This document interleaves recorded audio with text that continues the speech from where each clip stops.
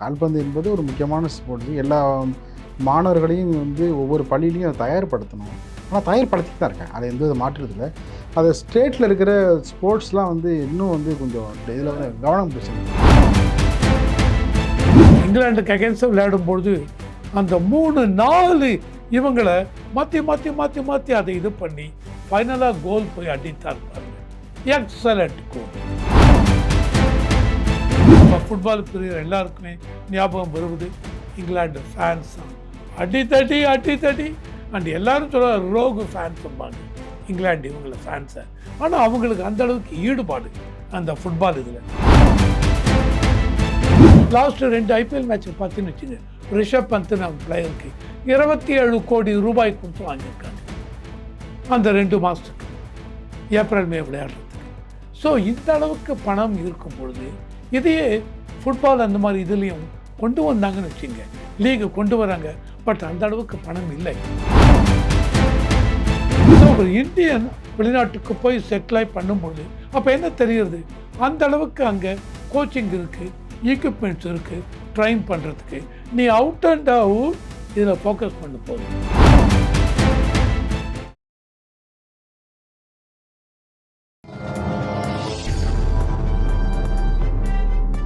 பத்திரிகை.com நேயர்களுக்கு இனிய வணக்கம். உலகம் முழுவதும் பார்த்திங்கன்னா ரசிகர்கள் யாருக்கு அதிகம்னா, எந்த விளையாட்டுக்கு அதிகம்னா அது கால்பந்துக்கு தான். 2வது இடம்தான் கிரிக்கெட் உள்ளிட்ட மற்ற விளையாட்டுகளுக்கு ரசிகர்கள். அது விறுவிறுப்பான ஒரு ஆட்டம். அந்த ஆட்டத்துக்கு நிகரான ஒரு ஆட்டம் என்பது அதற்கு முன்பும் இல்லை, அதுக்கு பின்பும் இல்லை. உலகக்கோப்பை கால்பந்து திருவிழா, அந்த திருவிழாவுடைய சிறப்பம்சங்கள் என்பது உள்ளிட்ட பல்வேறு கேள்விகளுக்கு பதிலளிக்க இணைந்திருக்கிறார் விளையாட்டு ஆர்வலர் ரவிசங்கர் அவர்கள். வணக்கம் சார். வணக்கம். வணக்கம். 25 வயதில் தான் யார் என்று நிரூபித்தான் ஃபீலே, அதாவது மாரடோனா. தொடர்ந்து பார்த்திங்கன்னா இந்தியாவின் ஒவ்வொரு நாள் இந்தியாவுடைய ஒரு மீண்ட நாளைய ஒரு கனவு இன்று வரை நிறைவேறாமே இருக்கின்றது. இந்த நிலையில் பார்த்திங்கன்னா உலகக்கோப்பை திருவிழா, அந்த திருவிழாவுடைய சிறப்பம்சங்கள் அது கொஞ்சம் சொன்னீங்கன்னா விளையாட்டு ஆர்வலர்களுக்கு ரொம்ப ஒரு பயனுள்ள வகையில் அமையும். 23வது டோர்னமெண்ட் வேர்ல்டு கப். இது ஃபுட்பால் வேர்ல்டு கப்புங்கிறது 4 வருடத்திற்கு ஒரு தடவை நடத்துகிறாங்க. இது 23வது இது சீசன், 23rd எடிஷன். ஆக்சுவலாக பார்த்தீங்க அப்படின்னா 1932ஆம் வருஷம் இது உருகுவேல ஆரம்பித்தாங்க. அப்போ உருகுவேல ஆரம்பிக்கும் பொழுது மொத்தமே 13 டீம் தான்.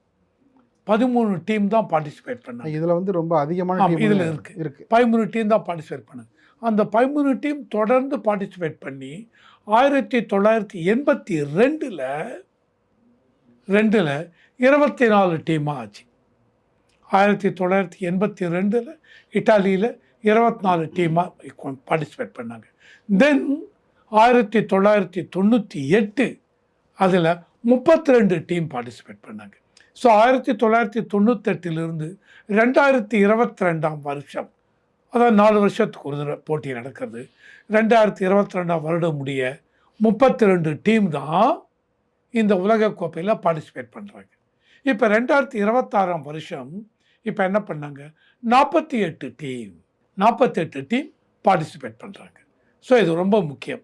இந்த 48 டீமுங்க மொத்தம் 104 மேட்ச் விளையாடணும். இந்த 48 டீமும் இந்த 12 டீம், ஒவ்வொரு டீமுக்கும் 4 பேர், 12 குரூப், ஒவ்வொரு குரூப்புக்கும் 4 டீம். இந்த 4 டீம் லீக் விளையாடி கடைசியில் இந்த 12 டீம்லேருந்தும் டாப் 2 டீம், மொத்தம் அப்போ 24 டீம் இதுக்கு வந்துடுவாங்க. தென் அதை தாண்டி ஒரு 8 டீம், அந்த டாப் 2 டீம் உள்ளே வந்தாச்சு, 24 டீம். அதையும் தாண்டி ஒரு 8 டீம் 3வது பொசிஷனில் இருக்கவங்க. யார் நல்லா விளையாடணும்னு எப்படி இது பண்ணுவீங்க, நீங்கள் எவ்வளோ கோல் அடிச்சிங்க, உங்களுக்கு அகெயின்ஸ்டாக அவங்க எவ்வளோ கோல் அடித்தாங்க, அந்த ஆவரேஜ், இதெல்லாம் வைத்து இந்த 8 டீம் 3வது வந்திருந்தாலும் நல்ல டீம், அருமையாக விளையாடுறாங்க, அவங்களுக்கு இன்னொரு சான்ஸ் கொடுக்கணும்னு சொல்லிட்டு இந்த 3. ஸோ 24 ப்ளஸ் இந்த 8 டீம், 24 32 டீம் ஃபைனலாக செலக்ட் ஆகிறாங்க. 48 டீமில் 32 டீம் செலக்ட் ஆகி அவங்களுக்குள்ள மேட்ச். அந்த 32 டீமும் உடனே நாக் அவுட் பேசிஸ், நாக் அவுட்டில் விளையாடி 32ல் 16 போக மீதி 16 பேர் வருவாங்க ப்ரீ குவார்ட்டர் ஃபைனல்ஸ். அதில் 8 போக மீதி 8 quarter final, then semifinal, then final. இதான் this is way in which the match is going to be contested. இதில் மெயினாக பார்த்தீங்கன்னு வச்சுங்களேன், யார் இம்பார்ட்டன்ட் பிளேயர்ஸ், அது ரொம்ப முக்கியம். ஒரு வேர்ல்டு கப்னு ஆரம்பித்தாச்சுன்னா இம்பார்ட்டன்ட் பிளேயர்ஸ் யார் அப்படின்னு நீங்கள் பார்த்தீங்கன்னு வச்சுங்களேன், எல்லாருக்கும் தெரியும். Mercy, first Ronaldo, Cristiano Ronaldo, Portugal, 41 வயசு ஆகிடுது. அவர் வந்து என்ன அப்படின்னா, இதுவரைக்கும் அவங்க நிறையா கப்பெல்லாம் வாங்கி கொடுத்துருக்கார். ஆனால் போர்ச்சுக்கல் இதுவரைக்கும் ஜெயிக்கவில்லை. ஸோ இதுதான் அவருக்கு ஆல்மோஸ்ட் 41 வயசு ஃபைனல் வேர்ல்டு கப்பாக இருக்கலாம். So Cristiano Ronaldo. அதையும் தாண்டி இவர் பார்த்தீங்கன்னு வச்சுங்களேன், மெஸ்ஸி, ஓகே, லயனல் மெஸ்ஸி, 38 வயசு. அவர் வந்து 6 தடவை வேர்ல்டு கப்பில் பார்ட்டிசிபேட் பண்ணிருக்காங்க. இதையும் தாண்டி அர்ஜென்டினா 2022 வேர்ல்டு கப் ஜெயிக்கிறதுக்கு மெஸ்ஸி ரொம்ப ஹெல்ப் பண்ணிருக்கார். அர்ஜென்டினா என்றால் நினைவுக்கு வருவது மாரடோனா. அந்த மாரடோனாலும் நினைவுக்கு வருவது ஃபீலே. இங்கிலாந்துக்கு அகேன்ஸ்டாக விளையாடும்பொழுது அந்த 3-4 இவங்களை மாற்றி அதை இது பண்ணி ஃபைனலாக கோல் போய் அடித்தார் பாருங்க. எக்ஸலண்ட் கோல். டியாகோ மாரடோனா கண்ணிலே நிற்கிறது. அப்படி ஒரு ட்ரிப்ளிங். ஓகே, இதை வந்து இந்த மாரடோனா, ஆனால் அதுக்கப்புறம் மேட்சை முடிஞ்சு தென் ட்ரக்குக்கு அடிக்ட் ஆகி அவருடைய வாழ்க்கையே இதுவாகிடுது Maradona. So அர்ஜென்டினாவில் Messi, Lionel Messi ரொம்ப கிரேட் பிளேயர், 38 வயசு அவர் வந்து இருக்கார்.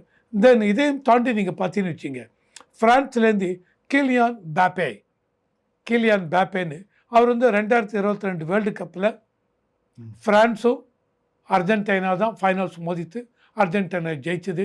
அப்போ அவருக்கு கோல்டு இது வந்து கப்பு வந்து இவருக்கு மெஸ்ஸிக்கு கொடுத்தாங்க. ஃப்ரான்ஸில் அப்போ அருமையாக விளையாடினவர் கிலியன் பேப்பே அப்படின்னு. அந்த கிலியன் பேப்பேக்கு கோல்டு ஷூ இவங்க ப்ரைஸ் கொடுத்தாங்க. இப்போ 2026 ஃப்ரான்ஸுக்கு கிலியன் பேப்பே ஆடுகிறார். இப்பொழுது யார் கோல்டு ஷூ வாங்க போறா, எந்த வீரர் வந்து எக்ஸாக்ட்லி இந்த வீரருடைய காலை வந்து அது அலங்கரிக்க போகுது, அதுதான் இன்னைக்கு வந்து எதிர்பார்ப்பு. ஆமாம். இதையும் தாண்டி பார்த்தீங்கன்னு நார்வேலேருந்து ஹாலண்ட் அப்படின்னு ஒருத்தர் இருக்கார், அருமையான ஒரு பிளேயர். தென் நான் ரொம்ப டீட்டெயிலாக உள்ளே போல முடிச்சிடுறேன். பிரேசில் அதில் வினிஷியஸ் ஜூனியர் அப்படின்னு ஒருத்தர். இவர் வந்து விங் இதில் ரைட் விங் லெஃப்ட் விங் இருக்கிற விங் இதில் விளையாடுவார். ஸ்பீடு, ட்ரிப்ளிங்கு, கோல்டு இந்த கோல் வந்து நிறைய கோல் போட்டிருக்கார். ஆனால் ரொம்ப ஃபேமஸ் பிரேசிலில். தென் இங்கிலாண்டை பொறுத்த வரைக்கும் ஹாரி கெயின். இங்கிலாண்டு அப்படின்னால் நம்ம ஃபுட்பால் பிரியர் எல்லாருக்குமே ஞாபகம் வருவது இங்கிலாந்து ஃபேன்ஸ் தான். அடித்தடி அண்ட் எல்லாரும் சொல்ல ரோகு ஃபேன்ஸும்பாங்க இங்கிலாந்து இவங்கள ஃபேன்ஸை. ஆனால் அவங்களுக்கு அந்தளவுக்கு ஈடுபாடு அந்த ஃபுட்பால் இதில். அந்த இங்கிலாண்டை பொறுத்த வரைக்கும் ஹாரி கேன் ஒருத்தர். இவர் வந்து இங்கிலாந்து கேப்டன். ஓகே, இதை தாண்டி 2018 அவர் கோல்டு ஷூ வின் பண்ணிருக்கார் இவர் 2018. தென் பெல்லிங்ஹாம்னு இன்னொருத்தர், ஜூட் பெல்லிங்ஹாம், இங்கிலாந்து. இவர் வந்து இவர் யங் பர்சன், ரியல் மேட்ரிட்காக விளையாடுறார் இவர். தென் ஈஜிப்டில் ரொம்ப முக்கியம் மொஹமெட் சலா அப்படின்னு ஈஜிப்டில் ஒரு பிளேயர். இவர் வந்து ஈஜிப்ட், இந்த பிளேயர் வந்து ஆப்ரிக்காவில் ஒரு one of the greatest player அப்படிம்பாங்க இவர் மொஹமெட் சலாவை.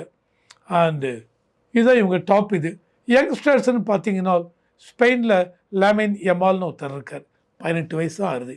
யூரோ 2024 சாம்பியன் இவர். யூரோ 2024 ஜெர்மனியில் அந்த மாதிரி ஜமால் மியூசியாலா அப்படின்னு ஒருத்தர் இருக்கார், ஹைலி டேலண்டட் பர்சன் இவர் ஜெர்மனியில். அந்த மாதிரி ஃப்ளோரியன் விட்ஸ் அப்படின்னு ஜெர்மனியில் ஒருத்தர் இருக்கார், மிட்ஃபீல்டர். அண்டு அந்த லைனெல்லாம் பிரேக் பண்ணி எடுத்துன்னு போய் கோலு இந்த ஃபார்வேர்டுக்கு சப்ளை பண்ணுறதுல பியூட்டிஃபுல்லாக ஆடக்கூடிய மனுஷன் இந்த ஜெர்மனி. யார் இதையும் தாண்டி ஃப்ரான்ஸில் ஒருத்தர் இருக்கார், டெம்பிலி அப்படின்னு. இவரை தான் 2026 முன்னாடி இவங்க அனலைஸ் சொன்னது best player in the world அப்படின்னு. இந்த ஃப்ரான்ஸ் இவரை ஓஸ்மானி டெம்பலி அப்படிம்பாங்க ஃப்ரான்ஸ். இதெல்லாம் தான் ரொம்ப முக்கியம் இந்த இதில். இதை தவிர்த்து வேற என்ன இதில் உடைய சிறப்புகள் சார்? சிறப்பில் இது நான் பண்ண லாஸ்ட் 4 இதில் நீங்கள் பார்த்தீங்கன்னு வச்சுங்க, யார் ஜெயித்தாங்க அப்படின்னு பார்த்தீங்கன்னா 2010 ஸ்பெயின் ஜெயிச்சிருக்காங்க, 2014 ஜெர்மனி, 2018 ஃப்ரான்ஸ் ஜெயிச்சிருக்காங்க, 2022 அர்ஜென்டினா, இப்போ 2026 மறுபடியும் அர்ஜென்டினா ரிப்பீட் பண்ணுமா அப்படின்னு ஒரு இது. அர்ஜென்டினாக்கு என்ன ஒரு, அதாவது சொல்லுவதுக்கு சங்கடமாக தான் இருக்குது.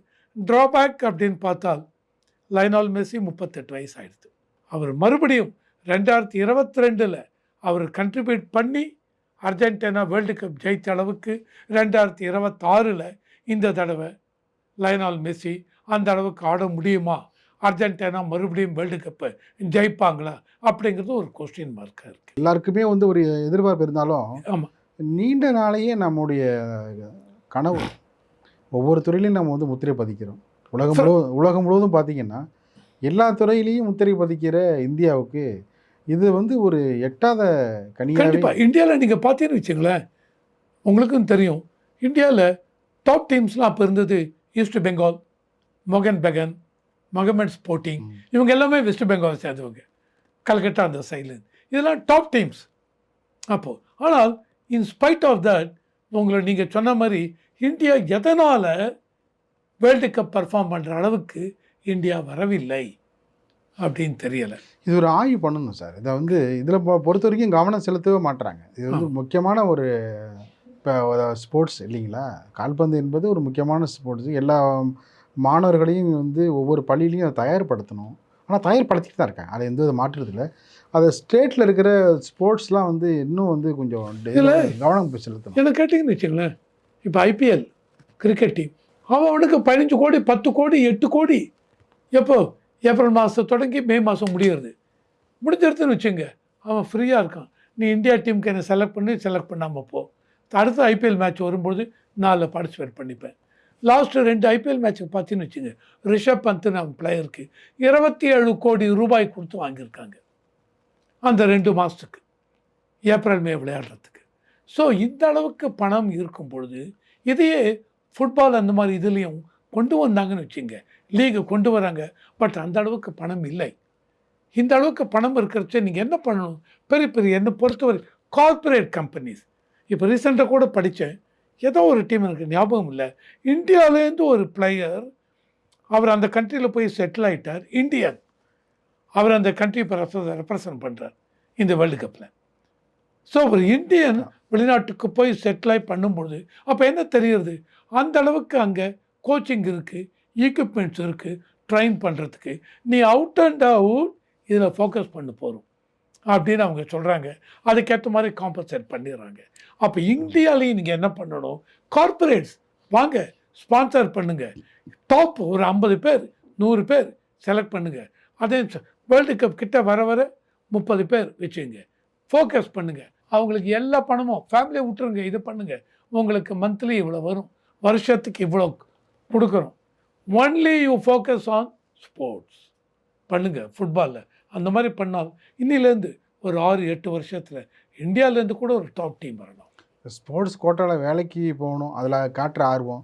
ஸ்போர்ட்ஸ் அத்தாரிட்டி ஆஃப் இந்தியா என்ன, அவங்க வந்து பெயரளவில் மட்டும்தான் செயல்படுறாங்க, அந்த குற்றச்சாட்டு எங்கே பார்த்தாலும் இருக்குது. இது இனிமேலாவது இந்த நிலை மாறுமா என்பதை பொறுத்து பார்ப்போம்.